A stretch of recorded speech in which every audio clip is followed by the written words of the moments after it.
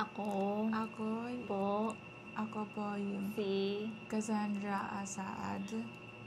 ako po ay 19 Ako po yung ay I 19 I nine- I 19 years old old. Sa likuyan pong pong nagsi-rehab rehab sa De Los Santos Dos Santos Medical Center. Medical Medical Center.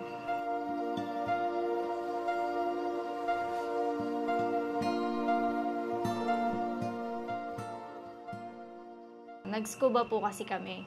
Nung unang araw po namin doon, okay naman po siya. Nakapag-scuba po siya. Tapos, the next day po, parang magsiswimming po kami noon. Kaya lang, ayaw po niya lumabas sa kwarto kasi nga, masakit daw po yung ulo niya. Tsaka, sinisipon na po siya, nahihirapan na siyang huminga dahil sa sipon. Masakit yung ulo. Kalahati ng ulo. Nakapag-scuba po siya, 30 feet yun, 30 feet po. Yung the next day po, hindi na, dapat po mag-scuba po ulit siya. Kaya lang, hindi na po natuloy kasi nga po, sumakit na po yung ulo niya. Tapos, yun sa sipon nga po, nahihirapan na po siyang huminga. Tapos nung, pagkagaling po namin sa pag-scuba, nakapag pa po kami nun, nakapaglibot pa po kami. Tapos sobrang malamig na. Opo, doon po, sobra pong Parang nilalamig dalawang- po siya. Nilagnat na po kasi siya noon, nung pagka-uwi po namin sa sine, ganun. Tapos nung kinabukasan po ata nun, parang hindi pa rin po bumababa yung lagnat niya. Parang tumaas na po. Kaya sinugod na po siya doon sa ospital. Kaya lang po, nung una po sabi, dengue.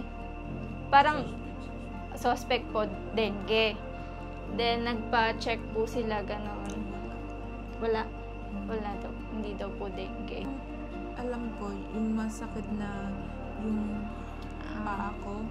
Tapos hindi ko alam na po. Yung lang po. Nung na-hospital po kasi siya doon, nung dinala po siya, hindi po ako yung kasama. Yung isa po namin pinsan.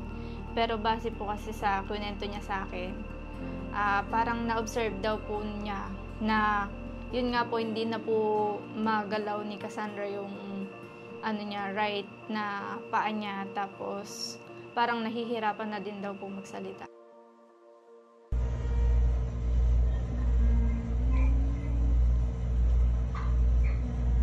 Ba't busog na ba? Busog na ba ang baby na yan? Nung una kasi, di ba, parang may simpleng sipon lang siya. Tapos sabi ko sa kanya, te, bakit parang, ano naramdaman mo? Parang mahina ka. Wala naman daw, sipon lang.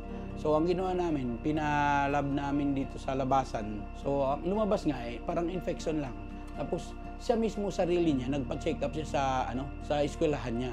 So, nung nalaman ko, siya mismo nagpa-check up, parang sabi ko, hindi na, parang may iba na ang kasi siya na mismo nagpa-check up, ibig sabihin, meron talaga siya nararamdaman. Kaya nag-decide kami ni Mrs. dalhin sa doktor niya. Sineck up siya ng doktor niya. Ang suspect ng doktor niya, possible dengue. So, siya, laboratory. Paglabas, normal, lahat din. Nasa biyahe ako, si Mrs. na ang nakita niya nung December 12. Wala ako sa bahay. Napansin na ni Mrs. parang iba na ang guts ni Mrs. Tinakbunan niya sa dilo. Actually, nung nandoon pa siya, wala pang diagnosis kung ano-ano nga ang suspect nila, chinek nila lahat. Wala naman sila nakita. So, hanggang sa nung December 12 na napansin ni Dr. Ko, si Doc Ko, na parang inaano na niya yung paa niya. Hindi na niya mailakad. Tapos, ito, ganun din. Tapos, hindi na rin siya nakakapagsalita. Ganun na lang. So, nagulat na kami. So, dahil sa nangyari na yun, dinalagan sa naka-ICU siya. Nasa ICU siya. Nung nasa ICU, yun din, pasalamat din ako sa lahat ng nurse doon sa ICU. Actually, naging kaibigan namin din sila karamihan kasi talaga maasikaso sila. Maasikaso, wala akong masabi actually sa dilo. So, nung na-check nga, wala yung findings hanggang sa na-MRI siya. doon na nakita. Doon na nakita yung problema dito sa ulo niya. Yun nga, yung nana dito sa left side niya, parang tinutulak na yung brain niya. Kaya, hindi na talagang, tumabingi na eh.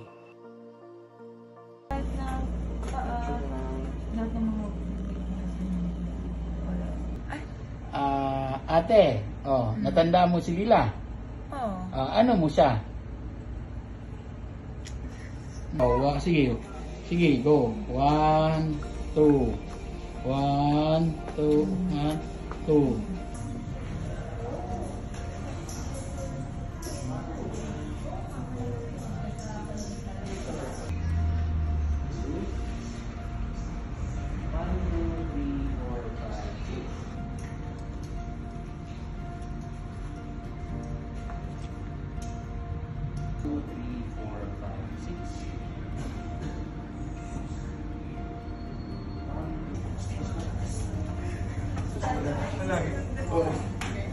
Mas mataas ang kamay.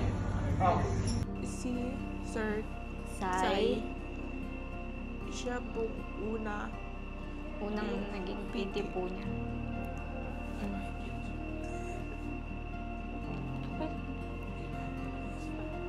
Tuloy mo.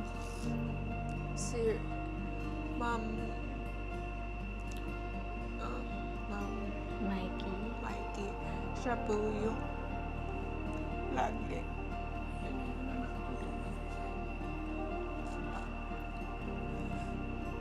Pero lahat Lahat sila. naman po.